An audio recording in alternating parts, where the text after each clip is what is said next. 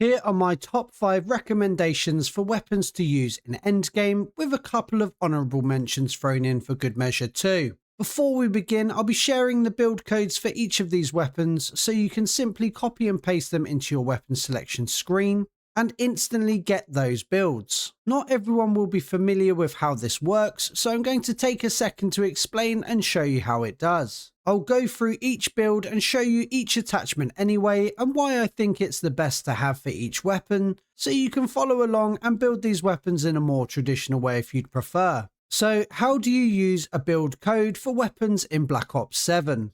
It's very straightforward. All you need to do is copy the code and enter it into the build code section for a weapon. To do this, you'll need to select the weapon you want to build on and then click on the small icon next to where it says create new build that has a pistol icon and a hashtag. You'll then get a pop-up asking you to import the code. If you are on PC, you can copy and paste the code in or just enter it manually. Providing you have all the attachments unlocked, you'll instantly get the builds I am showing you in the video today.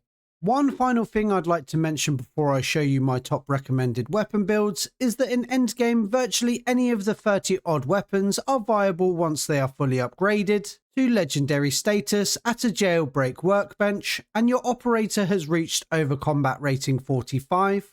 But with that said, some weapons are better than others at dealing with enemies, specials, elites and bosses, so let's move on to the actual weapon builds now. Taking the 5th spot is the M15 Mod 0 Assault Rifle. This weapon has been in the game since the launch of Black Ops 7 and offers good damage output and reliable recoil, making it a good all-round weapon for any skill level.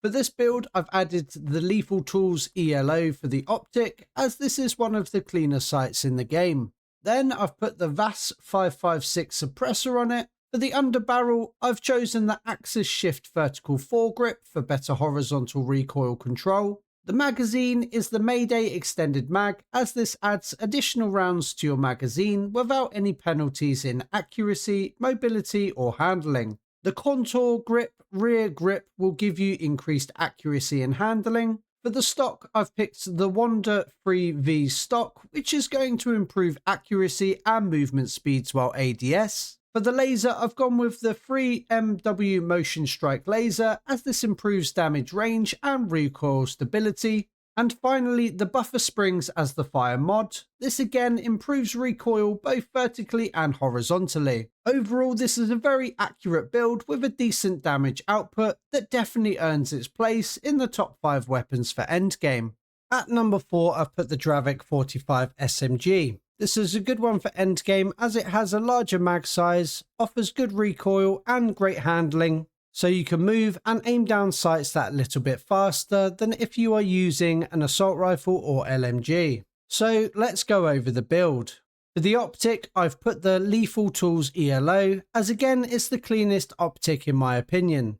For the muzzle, I've gone with the Bowen 45 suppressor. For the barrel, I've gone with the 19-inch EAM Horizon barrel for added damage range. The magazine is the Gator Extended Mag for added ammo capacity with no movement penalties. The rear grip is the Herald Z1 grip for various movement speed improvements. The Serval Q step stock for further movement speed while walking. And finally, the accelerated recoil system for better horizontal and vertical recoil. This build is great for handling and mobility if you are the type of player who prefers to move, aim and shoot faster. It also has a fair amount of damage output, so it isn't just fast, it's powerful too. Considering it's an SMG, it also offers good range, especially at the longer ranges. Coming in at the top 3 spot is the Stonewall 45, which is the most recent SMG added to the game on this list. It arrived with the Season 1 Reloaded update and was unlocked via the Fallout event in Black Ops 7 and Warzone.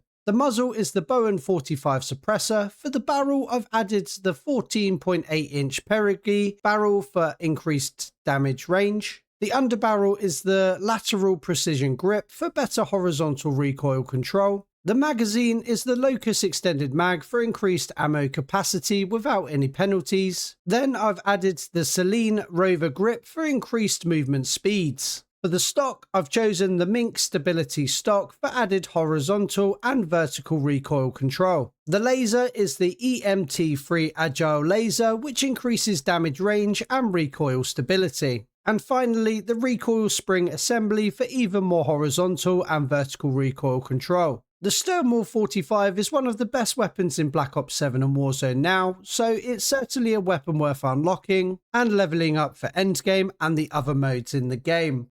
The second spot goes to the M8A1. This weapon has been insane across all 4 modes since the launch of Black Ops 7 late last year, but a recent weekly challenge gave the M8A1 a fully automatic attachment, turning it from a burst weapon to a fully automatic, making it even more insane than ever. For the optic, I've gone with the Lethal Tools ELO again for a clean sight. The VAS 556 suppressor. Here is the important attachment, the M8A1 Auto Strike X8 conversion, which was unlocked in week 7 of the weekly challenges. It turns the M8A1 into a fully automatic weapon. I've put the Force Stabilizer hand stop underbarrel on the M8A1 for improved recoil control, the Sentinel extended mag for added ammo capacity without any penalties, the K&S raise grip for movement speed bonuses, the K&S impact stock for recoil control, both horizontally and vertically, and finally the 3MW motion strike laser as the laser for damage range and recoil stability. The M8A1 is insane across all 4 modes in Black Ops 7 and Warzone. This conversion kit that they recently added has made it even more powerful. To unlock the Auto Strike X8 conversion, you'll need to complete 6 of the Week 7 weekly challenges. This can be done in multiplayer, zombies, Warzone or Endgame.